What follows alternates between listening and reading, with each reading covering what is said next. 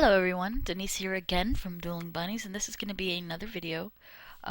This one is actually going to be about Darkworlds. As we all know, the Darkworld structure deck came out, I believe, right before YCS Columbus, Ohio, and we all know that it honestly flopped. The deck did not top, not even top 32, I believe, at YCS Ohio, um, which is pretty unfortunate. The deck itself is not bad. The deck is a very good deck, but it just has a lot of issues, and that's what I want to talk about today. Um, we all know that as of right now, we have new additions to the Dark World archetype. We have Grapha, which is considered now to be the boss monster of the deck. I'm going to try to get this up for you. I'm going to get this right here. And we're going to look up Grapha, so we have a better understanding of this new boss monster. This is Grapha. Obviously, you get one in the Dark World structure deck. It's a 2700 beat stick, 1800 attack, level 8.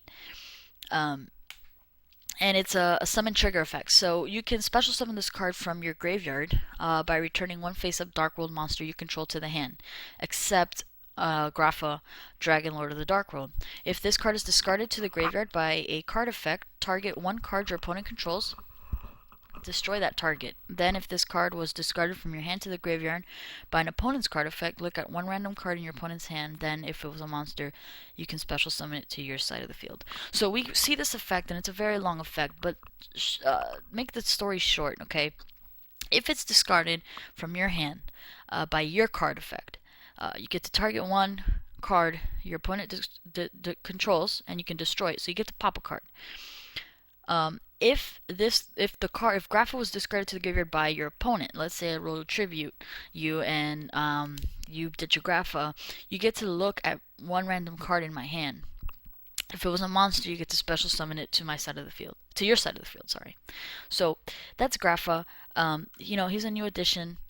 And very good card. You would expect that Darkworlds definitely have a lot of potential here. Their effects are not bad, and Graph is a very good card. Very, very good card. And there's a lot you can do with Graph in itself. But the problem is there's a lot of inconsistencies with Darkworlds.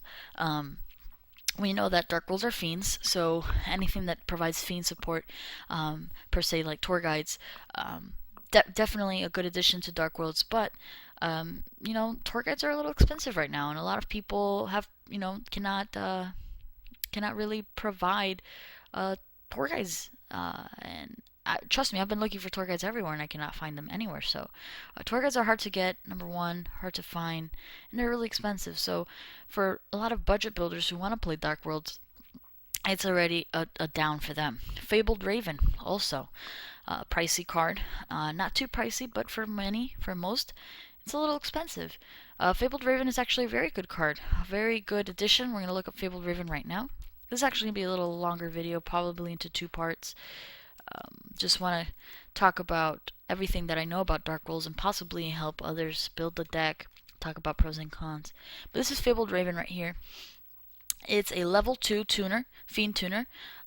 It's a light, so also, it'll be interesting to see if maybe we see some chaos variants with Darkworlds.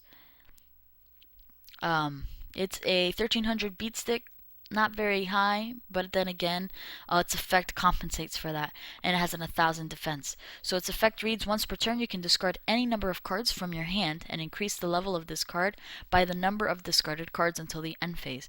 This card also gains attack equal to the number of discarded cards times 400 until the end phase. So, again, an easy way to get Graph to the graveyard, also draw a card. There's just a lot that you could do with Fabled Raven. A lot of people just run them at 1. I don't know why. This card definitely should be ran more than 1. Fabled Raven's a good addition, but then again, it's a little bit more expensive. So we're running into little dead ends here, trying to build a Darkworld deck. For those that cannot afford these cards.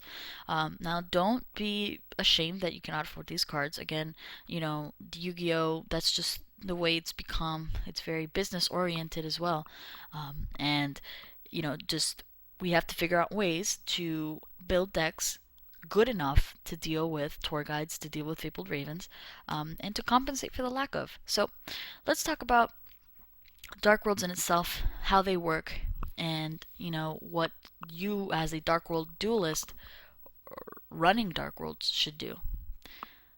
So Darkworlds depend a lot on discarding cards, sorry, to the graveyard, not by a cost.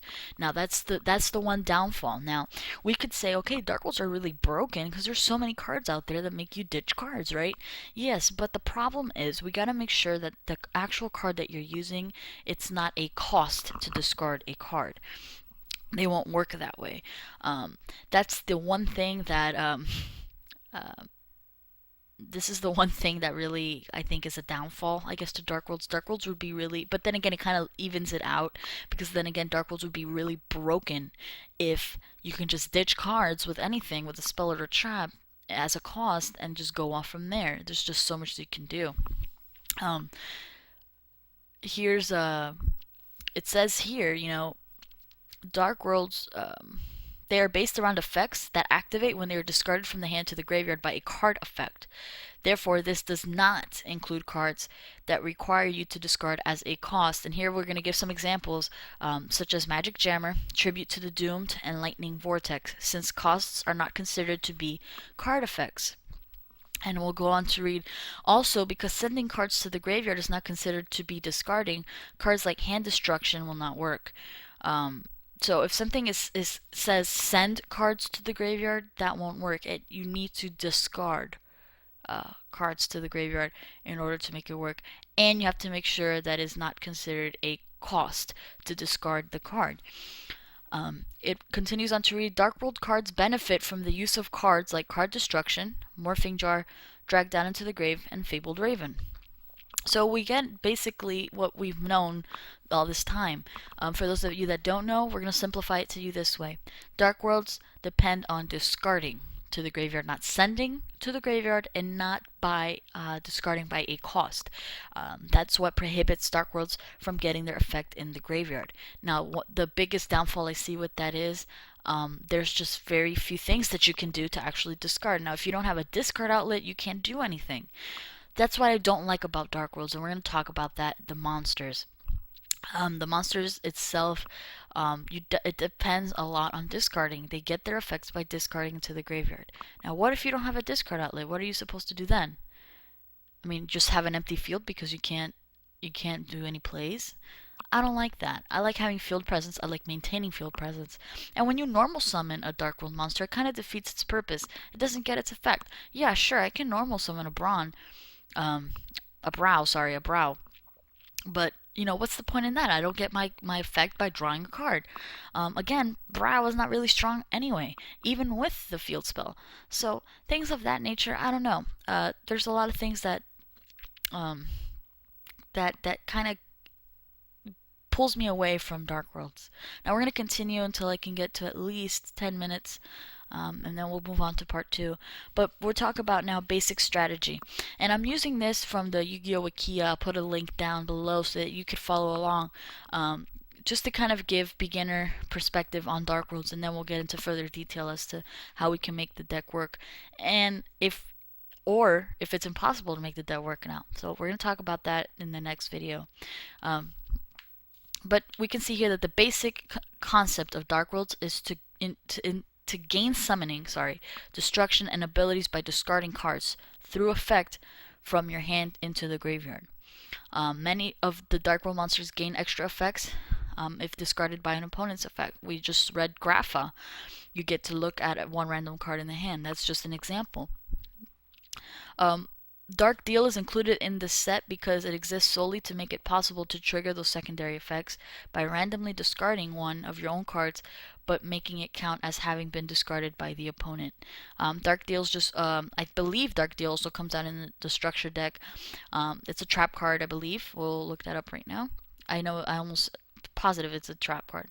But yeah, there's just, that's the main thing when you're building a Darkworld deck is making sure that everything that goes in there is going to be plussing you by discarding. You want to discard as much as possible. This is Dark Deal. You can read the effect right there. When your opponent activates a normal spell card, pay 1,000 life points. The effect of that normal spell card becomes your opponent discards one random card. I don't like this card. I don't like having to pay 1,000 life points to do this. I don't know. I don't see this card being very useful in the Darkworld deck, so we'll just discard that as a possible option. But this is getting way too long. I'm going to cut it here. Next video, we're going to keep talking about strategy and what are the pros and cons of Darkworlds. So be tuned for that, guys. This is just a basic overview of what Darkworlds are and what the main purpose of them is. So check out part 2. Let me know what you think in the comment section below. If you have anything to add or if I missed something, please let me know in the comments. Make a video response. I'll be excited to see your videos. So thanks a lot, guys. Bye.